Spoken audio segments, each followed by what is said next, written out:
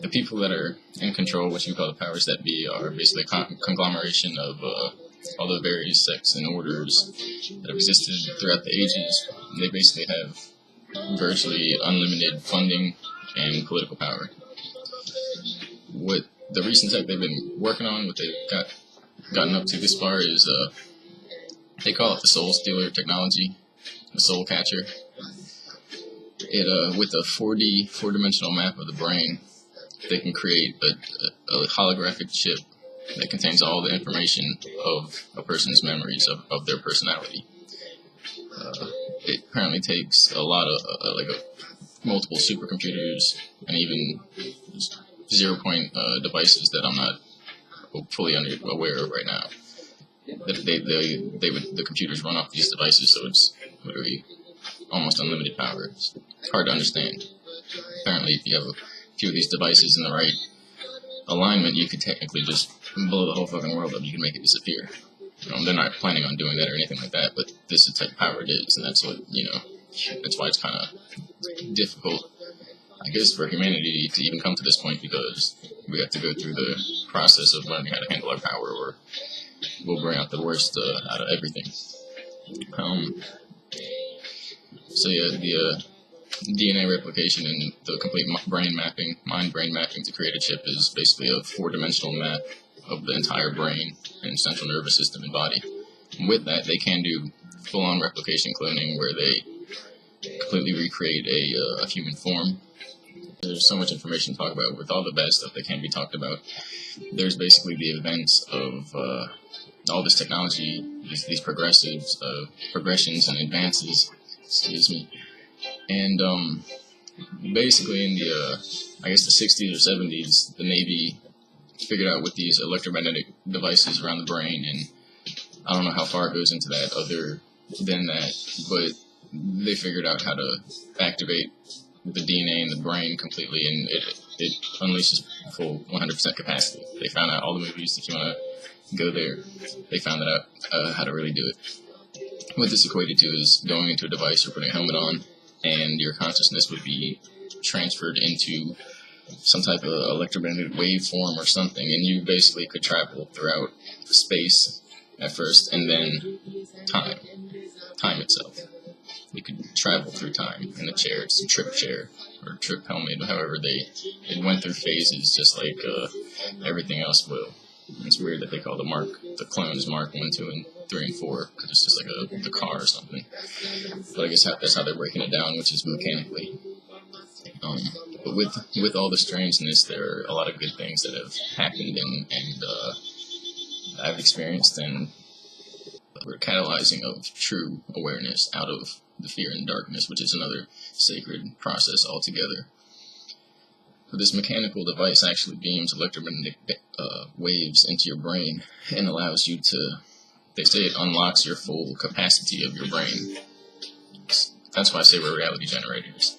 Doing this, they weren't hallucinating. Nobody that went into it and hallucinated, and you come back and you don't know what it was. You go into another world, and it's not like in your head you have a dream, like you travel to, when the people came back, when I came back, when anybody went through there comes back, and if they made it, because the adults basically, it was harder to come back, it's harder to come back.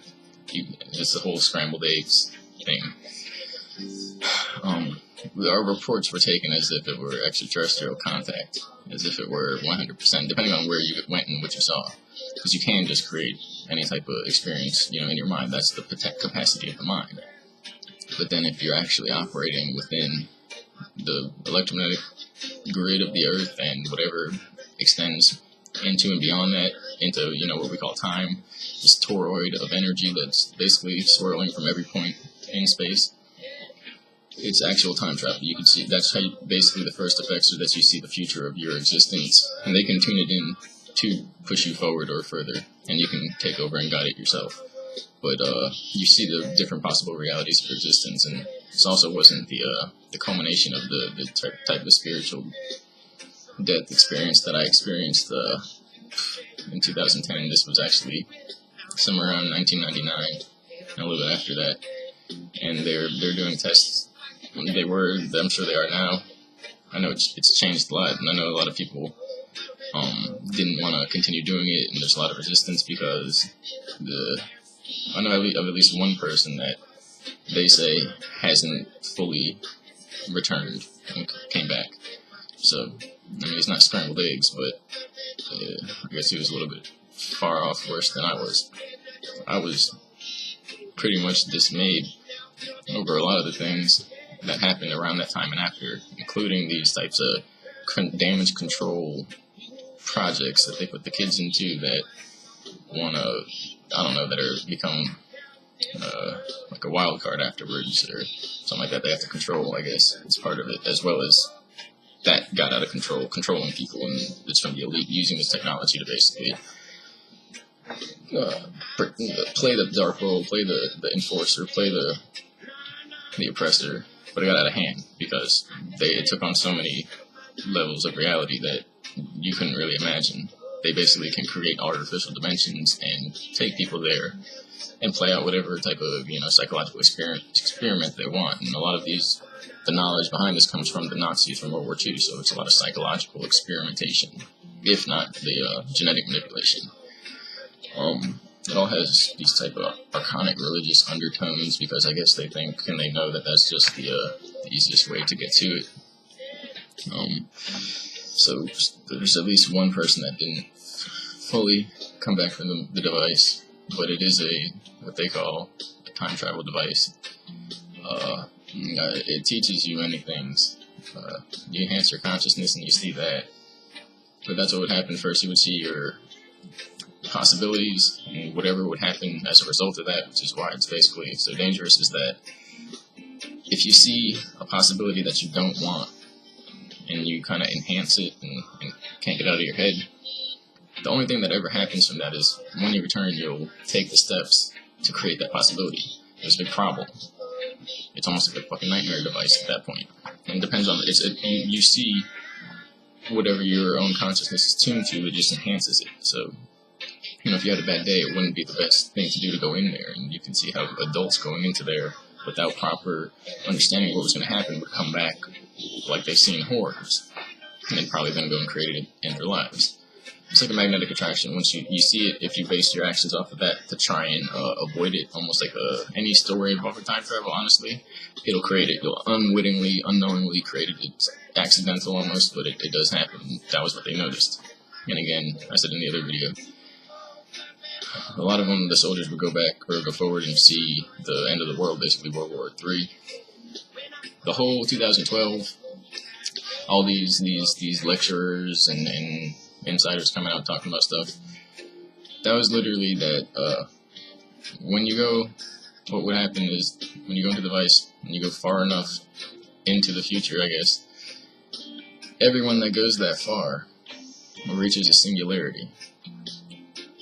And it's a singularity of space, time, and consciousness to the point where it is perceived by those that go into the device and see it as literally a singularization of all the things we know as existence, space, time, and consciousness. Meaning it looks like everything just becomes one big world of light. And I'm not sure if that's connected to what they saw as far as the end of the world type situation, or whether that was maybe what they were pulling out of that, or seeing that and connecting with in their own realm. But that is basically where it all went to, because in the end, that's what you would do. I mean, I wouldn't have done any of that, but that's what they instructed you to do, and that's what their line of reasoning is, that, well, we went far enough, so let's go farther, and just to go to the end of time, to see to the far future, see what's going to happen. It's both the worst thing you could imagine and the greatest thing ever. All of space-time and consciousness becomes one essence. But that no one knows what that means, because no one knows if it's just the inevitable end, if it's a point of 0 point release, and our collective consciousness basically becomes immortal. But with our physical identities, no one knows what it means, but that's the mystery behind all of it. Those are a little bit of the experiments that were going on. Where at least us two now is that the control group for that, all these secret projects, they basically have this power to go around, operate in and out of time, basically teleport themselves into any location and operate and influence a person's mind. They got a little out of hand. The gang stalking is from that. The the mind control extending into just the general population and celebrities is a part of that. This brings me to my other point. The whole point with Donald Marshall and the celebrities is all real. It's actually very serious. I seen the same things. The celebrities basically need help. They want to get out of this situation. The people that began this project were the elite. They used the Nazi technology. They used the science behind it to gather people basically that they thought they could provide themselves with a little bit of amusement with. I hate to say it like that, but they found talented individuals, these celebrities, these artists, models, whatever, and they give them this deal with all the power that you can imagine. And when, the deal is that their DNA goes into the archive and their bodies get used in a variety of ways.